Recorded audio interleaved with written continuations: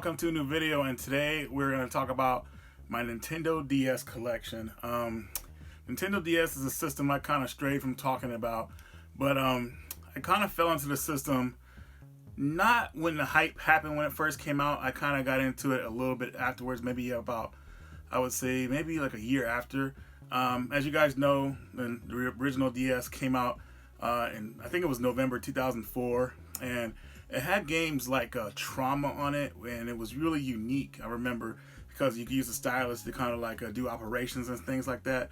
I don't remember if that was one of the first party titles for the system, but I remember that was one that was really popular and sold out. Of course, it had games like Ace Attorney, which is still very popular to this day. But you guys are going to laugh at the game that I got into on the system, and I've talked about it on the channel before, but I actually got into Sprung, the dating game. That was the first game that kind of brought me into the DS system. But what was cool about the system was it was backwards compatible with Game Boy Advance. And I believe the original could play Game Boy Color and all that stuff. I'm not really sure. I can't really remember too much. But anyways, you could play like those systems on there. And I thought that was really unique and everything. I thought I was really happy with that.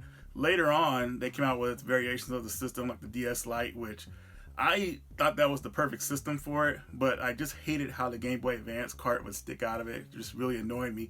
But the whole thing with those systems were that the hinges would mess up on them. So in order to, it happened to a lot of systems, so people had to send it to Nintendo to get it fixed. I had that happen to me twice, and I got mine fixed. But I eventually upgraded to the Nintendo DSi, and not actually the DSi itself, but I went to the DSi XL, and which is right here. This one was perfect because it had the big screens on it and everything, so it was easy to look at. Unfortunately, it didn't have the Game Boy a slot on there, so that was annoying. I thought that was they should have put that in there, but I guess I understand why they didn't. But talking about the system more, the games that it had on it that were really unique, I actually thought this was pretty cool. Games like Super Princess Peach, which is, I could believe this is still exclusive to the system, reverses the role where you play as Princess Toadstool. Well, a lot of people call her Peach. I go by the old school name, but you actually play as her and you rescue Mario. Kind of reminds me more of a Super Mario Brothers 2 in a way. A pretty cool game though. You should check it out if you guys are interested in it. Games like the New Zealand story were on it. This is another exclusive to the system. This game was a popular arcade. Well, I don't want to say too popular. I think it was one of those hidden gem arcade games, pretty much. You don't hear a lot of people talking about it, but this new release is only on the DS system. So that's awesome. Another thing about the DS system was it was one of the first portable systems, I believe it is the first portable system that would actually go online. I remember playing games like Mario Kart online. Well, I only played it like twice because it seemed like everybody was cheating in that game.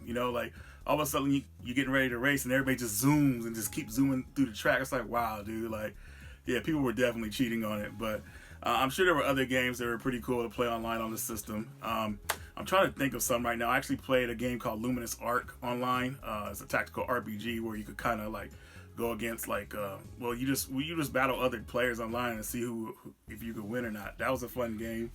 One of the last Valkyrie Profile games actually came out on that system. I'm a big fan of the Valkyrie Profile series. I think it's one of Square Enix's best RPG series.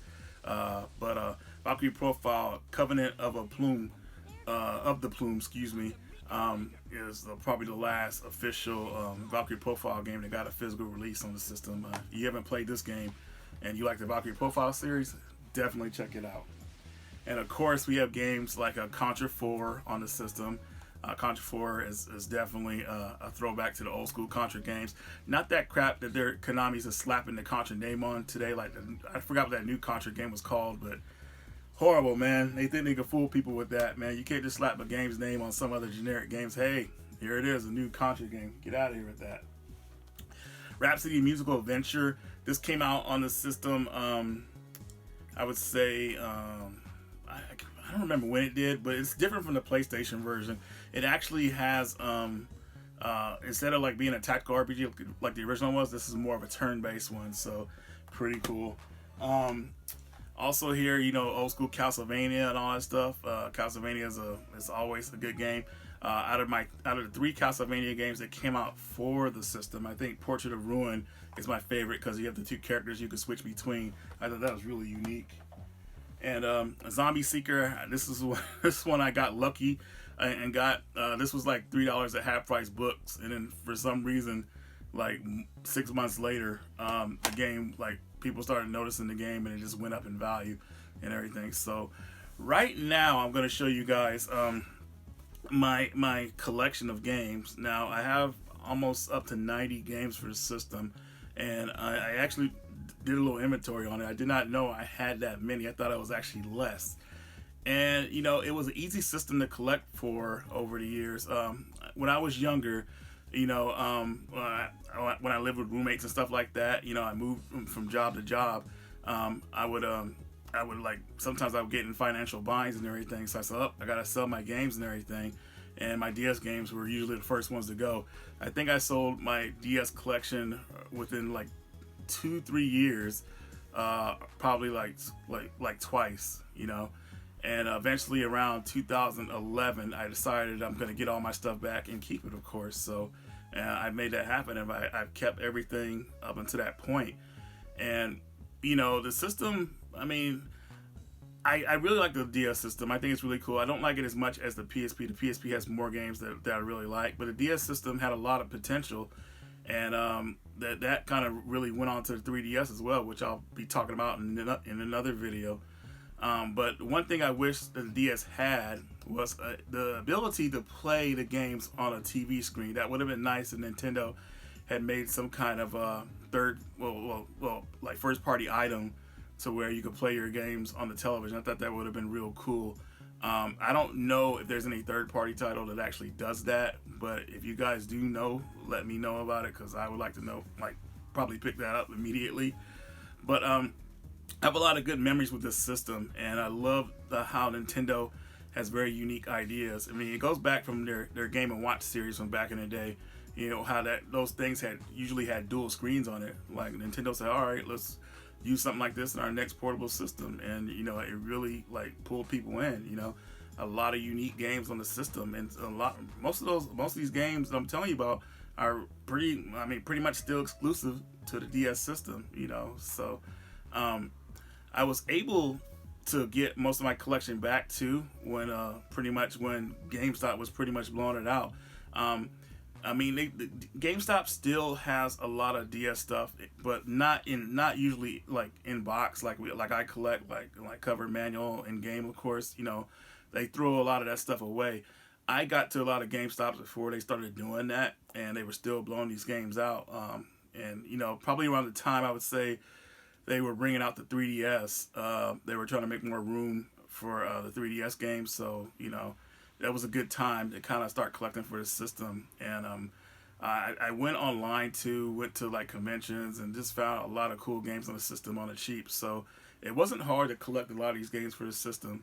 I do have a couple heavy hitters that were like I got later on that were pretty expensive, but overall the system was very cheap to collect for, and it still is to this day. I mean, if you're just going for just the carts themselves, I mean, you can save a lot of money. It was just my style of collecting for the system. I always like getting complete in box because I have to have my stuff uniform. And I had a couple of bad experiences with the DS and the Game Boy. I actually lost some of my games, like just the carts. I left them somewhere, and they got lost or stuck in the couch somewhere. I don't know what happened, but ever since that happened, I made sure I had cases for them. When I'm done with the game, I put them back in the case, because these games are actually very easy to lose. And it almost happened to me with the Nintendo Switch system as well. Here's the funny story with the Nintendo Switch system. I had one of my games called Cyvaria.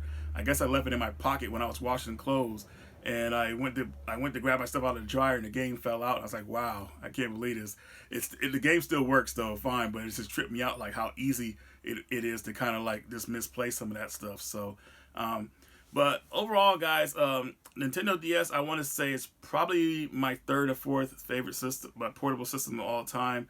I don't really have anything bad to say about it. You know, I think Nintendo did a really good job bringing people into it. And the only downfall, I thought, that it stopped having the backwards compatibility with the Game Boy games, Game Boy Advance at least. So, but other than that, it's a very solid system.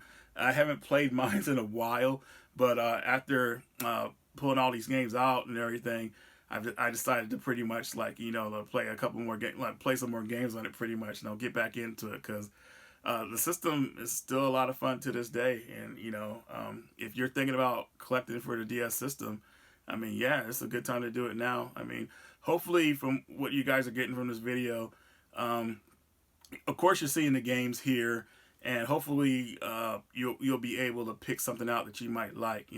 From what I'm showing you with the games here, I'm just hoping that some of you guys may have already played these games and you give me your thoughts on them, or maybe you find something you never heard of, and you might be something interesting to you. You look up gameplay footage of it and check it out.